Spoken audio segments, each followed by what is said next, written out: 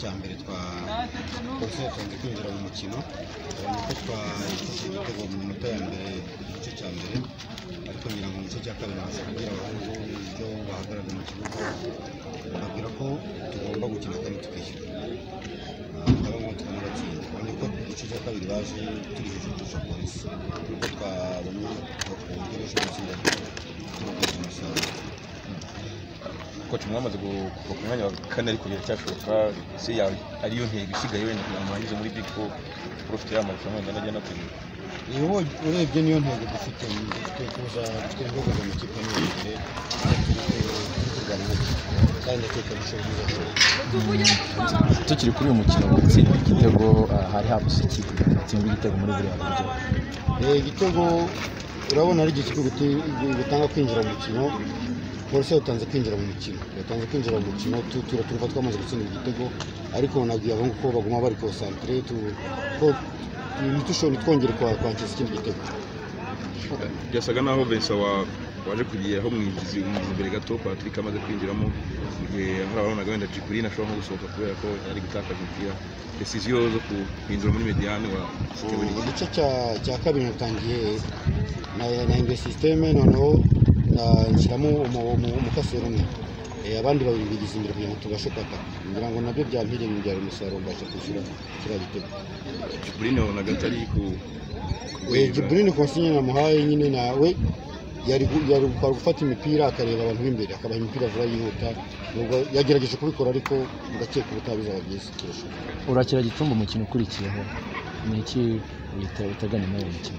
Gicumbi ndakira nawe ni ikipe utasuzugura, ni ikipe iri ahantu habi ndayitegura uko nitegura andi ma ikipe kandi ngomba kwitsinda ibyo uko byagenda kose mu kenda rwose kubisira.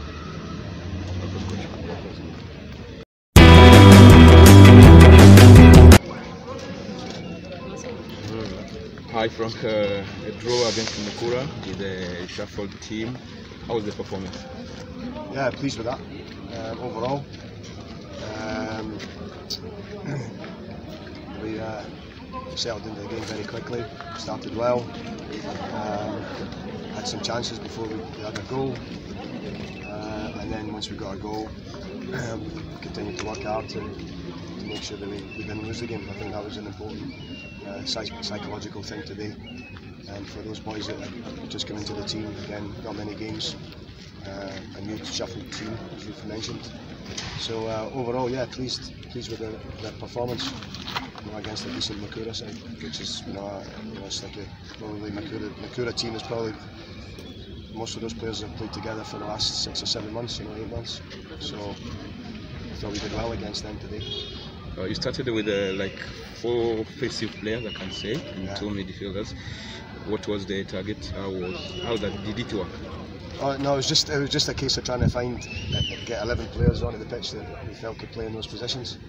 We had some illness and some injuries and some unavailability of players, so it was really a question that these are the players that we have. What sort of system and where are they going to be effective? So that was the basic thinking of it. Coach, do you see any regrets about the game for you? Any regrets? Oh, of course, it's always good to win. You never want to lose a goal, but I don't have many, to be honest. I felt that overall it was a fair result for both teams, and given our situation, what we're trying to achieve. Mukura only have this to play for.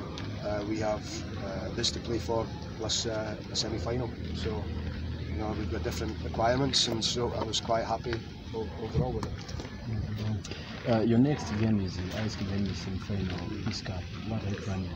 Our plan is to recover from today's game, make sure that there's no one got any serious knocks or injuries, recover, train tomorrow, and just prepare as normal for the game.